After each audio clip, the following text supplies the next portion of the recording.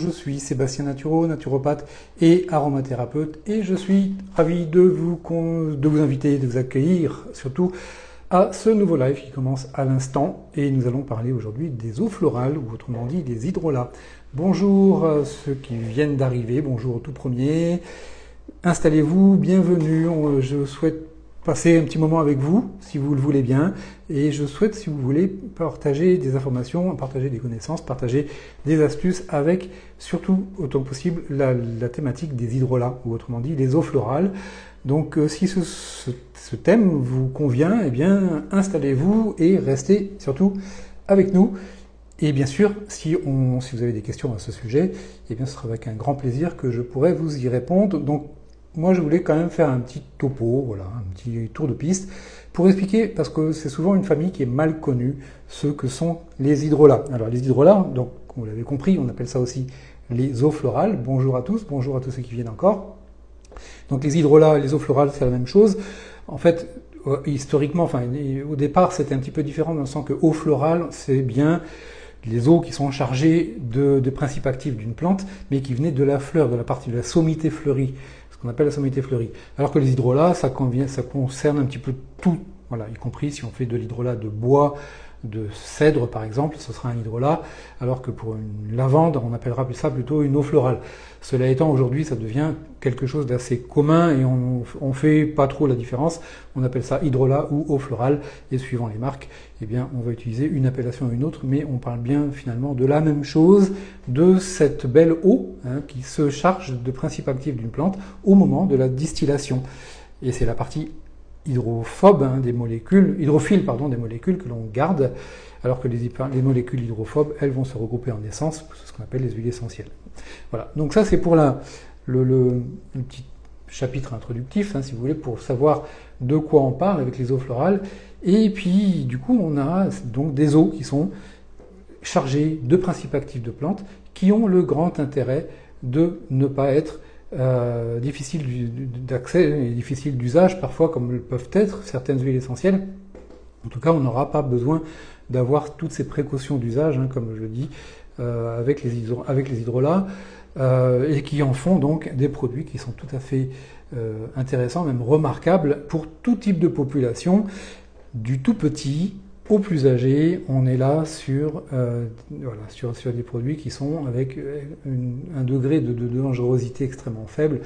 Donc ce sera vraiment très facile à utiliser et très facile à accepter aussi, parce que j'ai remarqué, les personnes âgées souvent, passé un certain âge, commencent à avoir certaines difficultés à accepter, je ne parle pas d'accepter mentalement, mais simplement de supporter les huiles essentielles qui sont effectivement très puissantes et qui sont trop puissantes pour des métabolisme un petit peu fragilisé par l'âge ou par la maladie aussi, on peut avoir ce type de choses. Donc les hydrolats, au contraire, eux, sont très très bien acceptés et on pourra les utiliser pour, je dirais, la quasi-totalité d'entre eux, aussi bien par voie orale que par voie extérieure, donc par voie cutanée. Donc c'est encore aussi un gros avantage. Donc comment on utilise les hydrolats? Par voie orale, je les précise, je les mentionne souvent dans différentes publications ou vidéos. On va faire des cures par exemple de 3 semaines, 2 cuillères à soupe dans 1 litre d'eau à boire tout au long de la journée. C'est aussi simple que cela pour pouvoir bénéficier de ces principes. En friction sur la peau, bien évidemment, on y va comme avec des compresses, avec un gant de toilette, ou bien pur comme ça, pour se laver le visage. En friction sur les cheveux pour tonifier le cuir chevelu. Vous voyez, donc on a tout un ensemble de possibilités qui permettent donc de pouvoir bénéficier des principes actifs donnés à la plante, bien sûr, en fonction de ce que l'on va rechercher. Et parmi ces hydrolats, on va pouvoir en en sélectionner tout un ensemble.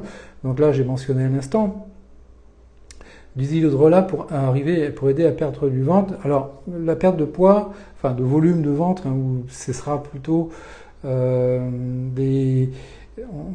va inclure ça dans un programme général. Un hydrolat, il ne va pas avoir quand même d'effet majeur sur l'accumulation des graisses, de choses comme ça. On pourra l'intégrer plutôt dans un protocole qui va indirectement aider à moins manger ou à mieux digérer Donc on va associer des hydrolats qui seront des hydrolats de basilic, des hydrolats de menthe poivrée ou de l'hydrolat de menthe verte, qui sont voilà, des exemples d'hydrolats qui sont bien, qui vont soutenir la digestion. Donc, et par effet indirect, ou par voie de conséquence, on va pouvoir en attendre aussi un soutien dans la perte de poids, mais qui va s'intégrer dans un protocole plus général. Voilà. Bonjour, que peut-on faire pour soulager les douleurs de vésicule biliaire? Alors là, je vous invite à ce qu'on échange en direct parce que ça va pas vraiment être le sujet que je vais pouvoir adresser avec les hydrolats. Donc n'hésitez pas à me contacter en messagerie privée ou en messagerie tout court, ici sur Instagram, pour pouvoir me poser des questions qui soient spécifiques. Sachant que là, on n'est pas dans une question qui va se soigner comme ça, qui va se résoudre simplement avec juste un produit. Voilà. Donc, ce serait une problématique à prendre en charge avec un petit peu plus de recul. Donc moi, comme vous le savez, je suis naturopathe. Si vous le souhaitez, on peut aussi prendre rendez-vous en visio, puisque c'est comme ça que je travaille. Donc là aussi, vous me laissez un petit message en messagerie et on fait le point ensemble. Je vais continuer avec les hydrolats si vous voulez bien. Alors les hydrolats, évidemment, vous pouvez en trouver. J'ai toute une sélection qui est sur ma boutique en ligne, naturopathie-du6 boutique.fr pour découvrir tous les produits qui sont des hydrolats, des huiles essentielles et autres, qui sont une sélection draconienne par rapport à la qualité pour être certain que ça marche. Parce que ce qui est important de préciser pour les hydrolats, pour rester sur ce sujet-là, c'est que malheureusement, ces eaux florales qu'on trouve un petit peu partout, on peut en trouver aussi en supermarché, et bien quand on est souvent dans la grande distribution de ce type, ce ne sont pas des produits purs. Ce sont des produits qui ont souvent des conservateurs ou des éléments de synthèse aussi qui ont été rajoutés et qui du coup ne sont pas des vrais hydrolats. Je suis désolé de le dire, c'est des eaux aromatisées, donc ça ne sert à rien, sauf un petit peu d'odeur si vous voulez, mais ça n'a aucun intérêt thérapeutique. Donc oubliez-les, n'achetez pas ce type de produits en supermarché, achetez-les dans des endroits qui sont vraiment consacrés à des produits de qualité. Le mieux, ce sont des petits artisans sur les marchés traditionnels, sur les marchés locaux, ou bien certains sites internet dont je fais partie. C'est ma fierté d'avoir des produits de premier ordre, encore une fois, parce que tout simplement, j'ai trouvé des artisans qui les font, selon les règles de l'art, dans des chaudrons en cuir, avec de l'eau de source, avec des méthodes qui sont absolument traditionnelles, anciennes et qui respectent tous les critères de qualité. Ça, c'est vraiment fondamental, parce que les grandes marques, elles ne vont pas respecter aussi forcément, il y en a qui vont tricher. Par principe, normalement, un hydrolat, c'est le principe de 1 pour 1. On va prendre 1 kg de matière pour fabriquer 1 kg d'hydrolat. Dans beaucoup de marques de grande distribution, ils vont utiliser 1 kg de matière, donc du bois, de la lavande, des choses comme ça, des fleurs, pour 3, 4, 5, 6, 7, 8 litres d'hydrolat. Donc vous pouvez imaginer que la concentration de principes actifs n'est pas du tout la même. Donc les prix, forcément, ne sont pas les mêmes, mais on ne peut pas tout avoir. Si vous voulez avoir un hydrolat, une eau florale qui fonctionne et qui vous aide vraiment à vous faire du bien, prenez des produits qui aient une vraie concentration et qui respectent les principes de la tradition et de l'éthique de la fabrication. Voilà. Donc, alors, est-ce que c'est important de les prendre bio? C'est quand même, oui, c'est important. C'est pas indispensable dans le sens où tout n'est pas bio. On peut avoir des produits de la cueillette sauvage, des hydrolats qui auraient été faits avec de la lavande qui a été cueillie sur les hauts plateaux de je ne sais pas quelle montagne. On va parler du Quercy, tiens, voilà, dans le Massif central ou autre endroit. Ce sera pas bio. Parce que si la cueillette est sauvage, on ne peut pas avoir un label bio. Par contre, le produit sera magnifique. Donc voilà, il y a quand même des différences, mais si vous avez bio, c'est quand même une sécurité, sachant que bio n'est pas la sécurité de la qualité. C'est une sécurité par rapport à une méthode de culture où on ne trouvera pas normalement de pesticides. Mais vous pouvez avoir des très mauvaises plantes qui ont été cultivées bio, parce qu'elles n'auront pas été cultivées au bon endroit. Et si elle n'est pas cultivée au bon endroit, elle n'aura pas les bons principes actifs, la plante elle-même sera pauvre. Et donc on aura beau la distiller comme on veut, on ne pourra rien en tirer ou pas grand-chose. Donc bio, c'est pas un critère absolu, c'est juste un des éléments de sélection, mais il faut bien sûr aussi voir si le reste suit, et c'est-à-dire que est-ce que ce sont des produits fiables. Et là, c'est souvent la marque, le fabricant qui va pouvoir nous aider, ou bien le site internet qui s'engage, comme le mien, qui s'engage à des produits de qualité irréprochable. D'accord? Donc voilà, c'est tout un ensemble, c'est un petit peu complexe au début, mais ça n'est pas tant que ça finalement, parce qu'on retrouve la même logique avec l'alimentations.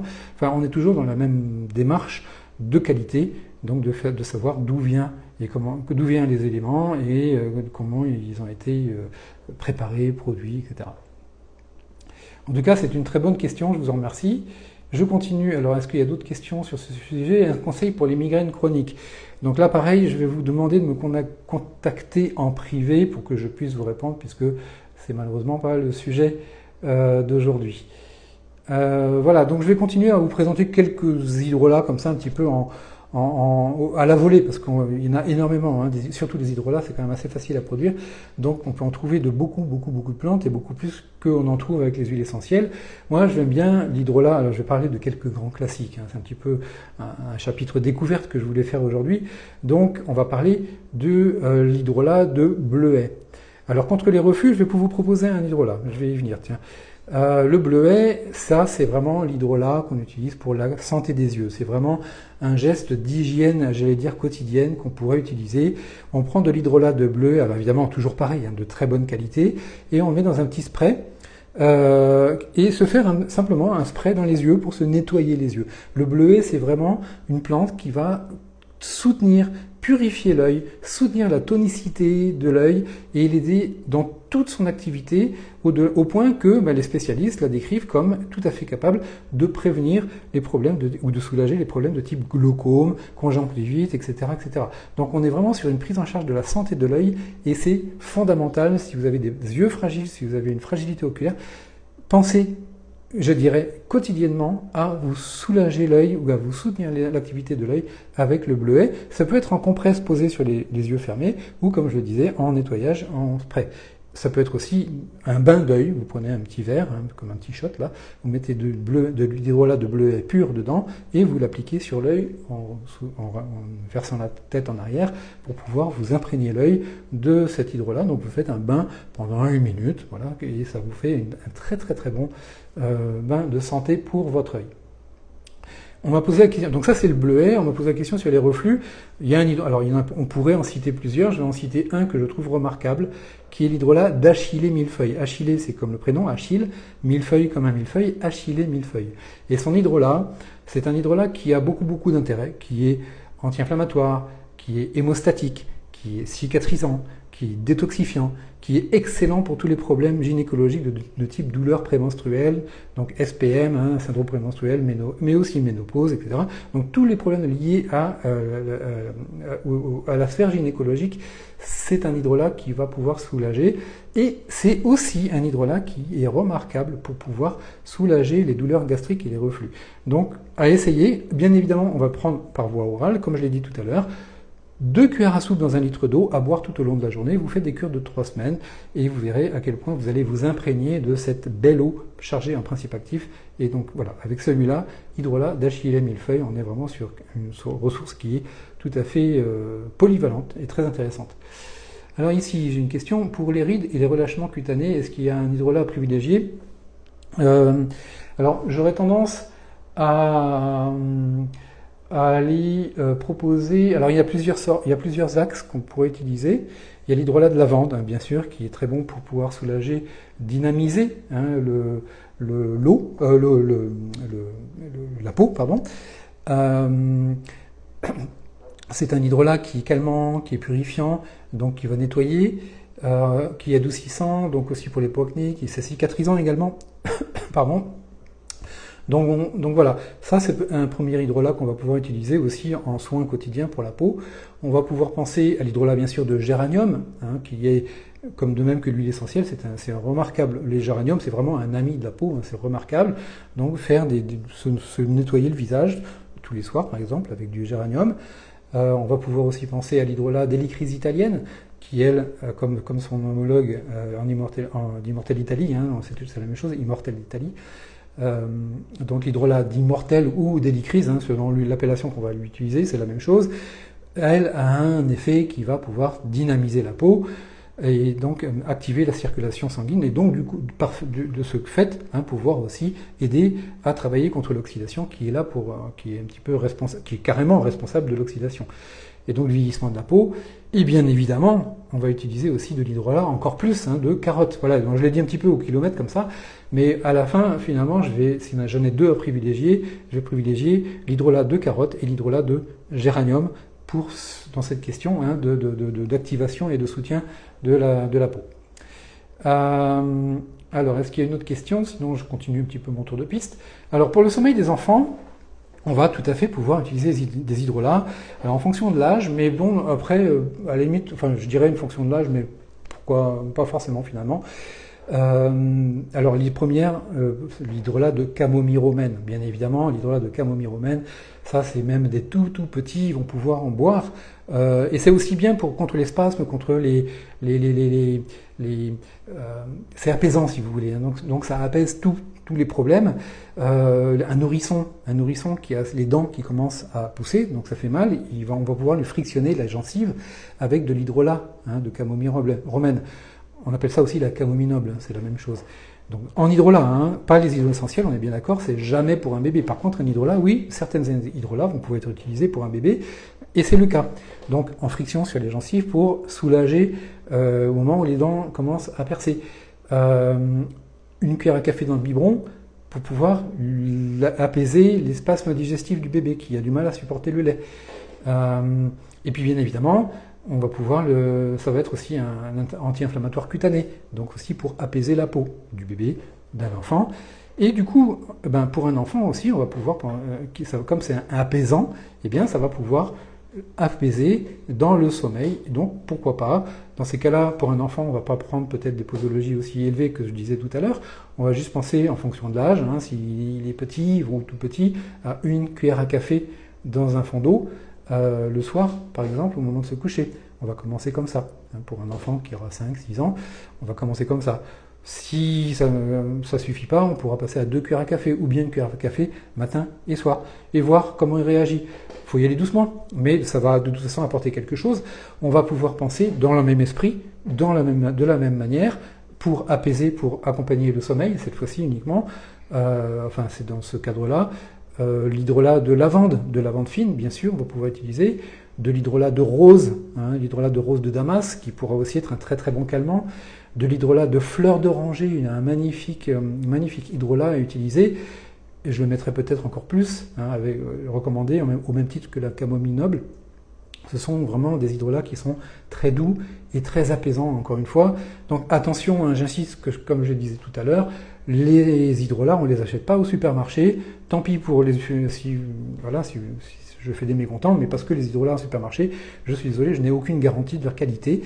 On en trouve très souvent qui sont coupés avec des arômes de synthèse, qui sont mélangés sur plusieurs hydrolats, ou qui n'ont pas respecté tous les principes de base de qualité qui font qu'un hydrolat aura un effet vraiment de soin. Et donc, non, on prend des hydrolats de première qualité. D'ailleurs, vous les verrez, vous les sentez, vous les goûtez, c'est un plaisir, c'est un régal. Ça n'a rien à voir avec un truc qu'on va trouver de fleurs d'oranger de supermarché pour mettre un petit peu de goût dans un gâteau ou dans une crêpe. Voilà, faisons la part des choses et achetons des produits de qualité, c'est comme ça que ça marche. Okay, donc si vous allez sur mon site, vous trouverez des produits de qualité. Il y a d'autres sites qui ont aussi des produits de qualité, mais il faut aller toujours chercher là où ils se trouvent. Voilà. Moi, j'ai passé beaucoup de temps pour sélectionner ces produits-là, parce que justement, c'est extrêmement difficile de les trouver, et donc j'ai voulu pouvoir les proposer de manière plus simple. Donc c'était mon but, et puis pour pouvoir aussi accompagner les gens qui me font confiance, ma clientèle, avec des produits de qualité. Et bien mes conseils de naturopathie, ils vont s'appuyer sur des produits aussi de référence dont ces hydrolats font partie. Alors, je continue. C'est bien, vous avez des belles questions. Est-ce qu'il y a d'autres sujets que vous voulez aborder? Combien de temps se gardent les huiles essentielles et huiles? Alors bon, là, je vais juste faire une parenthèse parce que je vais rebondir sur la question pour les hydrolats. Les hydrolats, ça se garde quelques mois. S'ils ne sont pas débouchés, ça peut se garder 1 an, voire un peu plus, ça dépend desquels.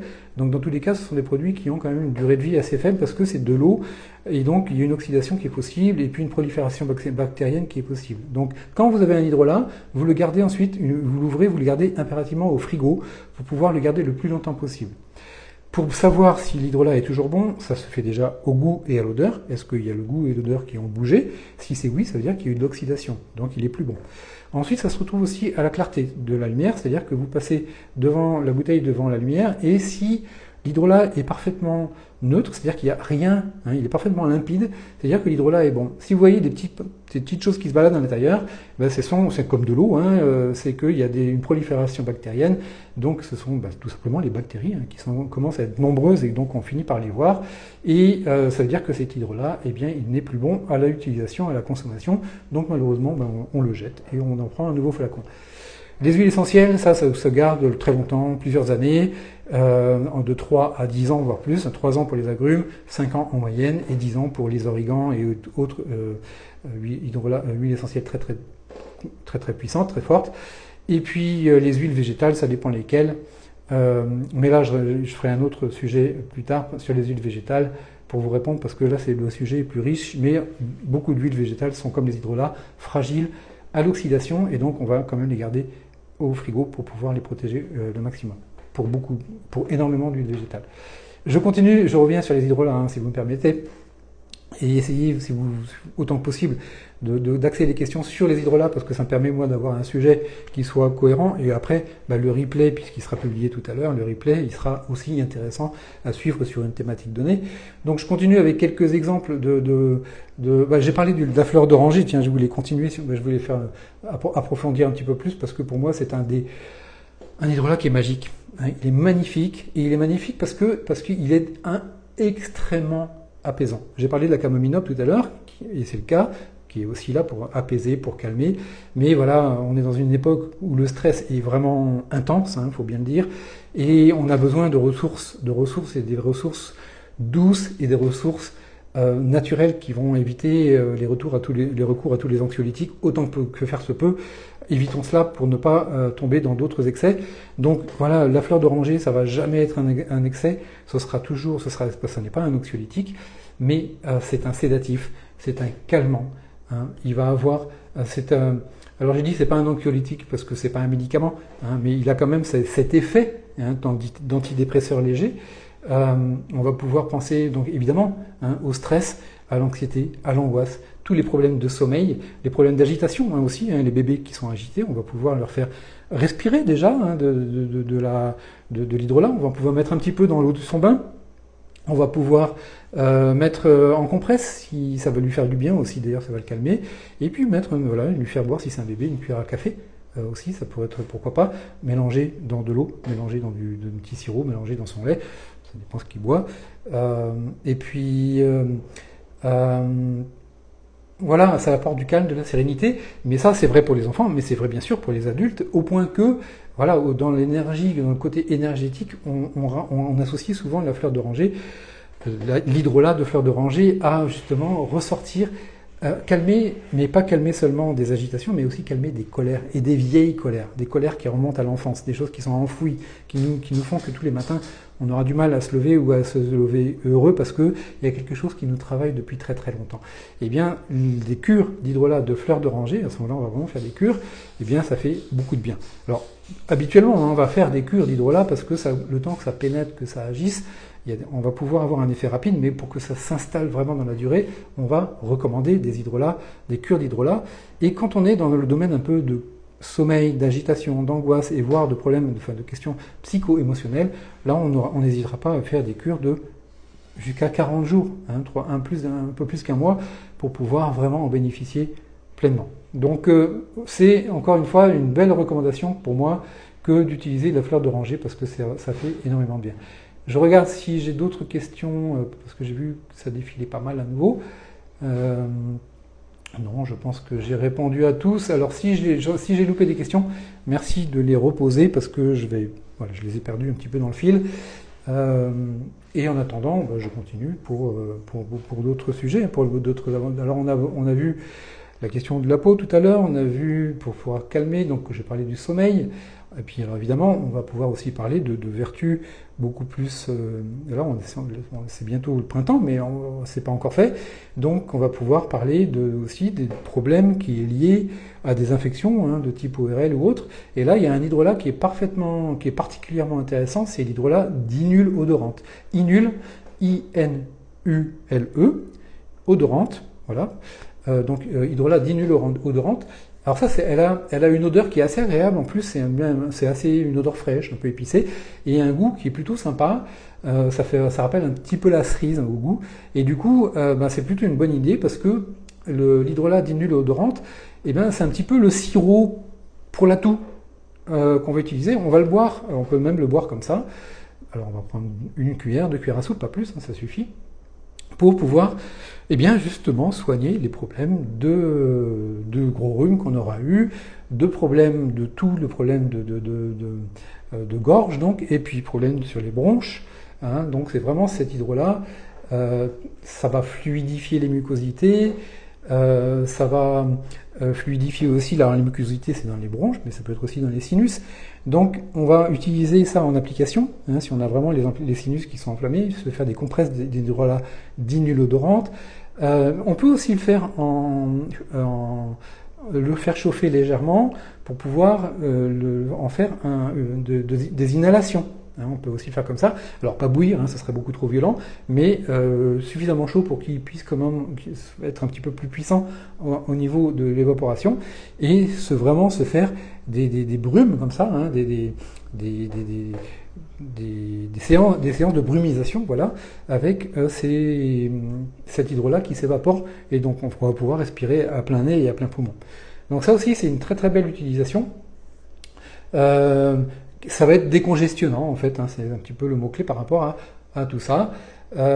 Toutes les affections respiratoires, de manière générale, l'inule odorante, c'est bien et c'est bien pour tous les âges. Donc c'est vraiment aussi là un super recours naturel, bien sûr, qu'on va pouvoir utiliser en cas d'infection, enfin en cas d'infection de l'hiver. Voilà, est-ce que vous avez d'autres questions? Après, on va pouvoir, donc on a parlé très rapidement des reflux gastriques, des problèmes de reflux, donc avec les millefeuilles, avec le basilic, tout ça, la menthe poivrée ou la menthe verte, bien évidemment, qu'on va boire aussi, ça fera du bien pour la digestion. Excellent, ça c'est vraiment des hydrolats auxquels on pourra avoir recours très facilement et sans vraiment de besoin d'éviter, on peut utiliser de manière un peu prolongée. Alors évidemment, on va soigner son alimentation, on va quand même faire attention à tout cela pour pouvoir éviter ces problèmes d'acidité, problèmes d'oxydation aussi, pourquoi pas. Mais cela étant, on a quand même ces ressources-là. Et puis, j'allais dire pour finir, parce que, à moins que vous ayez d'autres questions, mais je voulais aussi évoquer un autre chapitre qui est celui de l'allergie. Donc là, pardon, j'aurais besoin d'un petit peu d'hydrolat d'inule odorante là pour pouvoir me remettre de pied. De pouvoir utiliser de l'hydrolat contre les allergies. On va pouvoir penser à 2 hydrolats. Il y a l'hydrolat d'estragon, parce que l'estragon est en huile essentielle aussi, est un très bon recours contre les allergies. Donc là aussi, on va faire des cures par voie orale. Et puis, on a un autre hydrolat qui est encore bien plus puissant, qui est l'hydrolat de Péria, P-E-R-I-2-L-A. Donc la Péria, on l'appelle aussi, c'est le shiso en japonais, S-H-I-S-O, donc parfois on retrouve hydrolat de shiso, ça peut être comme ça. Mais donc hydrolat de Péria, elle est assez difficile à trouver parce qu'en France il y en a très peu. J'ai la chance d'avoir trouvé un un magnifique artisan qui est dans les Pyrénées et qui qui en a même planté pas mal pour moi parce que ce Péria, ce shiso, c'est une plante qui est tout à fait riche et très intéressante pour les problèmes de digestion, pour les problèmes gastriques aussi d'ailleurs, pour les problèmes de détox, mais aussi, et pour le chapitre de l'allergie, c'est un super antihistaminique qui aide énormément à soulager les problèmes d'allergie, mais aussi à travailler en profondeur pour se dégager des phénomènes allergiques, donc corriger les réactions du système immunitaire. Donc cet hydrolat de Péria, là il sera vraiment fait par cure, répété, de 3 semaines, toujours pareil, 2 cuillères à soupe dans 1 litre d'eau, à boire tout au long de la journée. par cure de 3 semaines répétées. Donc 3 semaines, on s'arrête une semaine, 10 jours, on reprend 3 semaines, etc. etc. Ça, c'est vraiment un premier élément de travail contre les allergies. On peut bien sûr avoir des protocoles beaucoup plus puissants. Les grands allergiques, ça ne va pas suffire, mais ça en fera partie. D'accord ? Et ça en fera partie. Et après, bon, on peut imaginer des protocoles. C'est ce que je fais en consultation pour les personnes qui ont vraiment des allergies très lourdes. J'ai eu des personnes qui avaient des problèmes d'insuffisance respiratoire qui se retrouvaient à l'hôpital tous les ans à cause des allergies au pollen. Et bien maintenant, voilà, c'est fini. Il n'y a plus ces séances à l'hôpital. Et d'année en année, les phénomènes allergiques diminuent, s'estompent. Donc ça, c'est des questions, mais ce sont des protocoles que je vais pouvoir proposer en consultation à la carte, vraiment en fonction de la personne, en fonction du terrain et en fonction de ce qui se passe.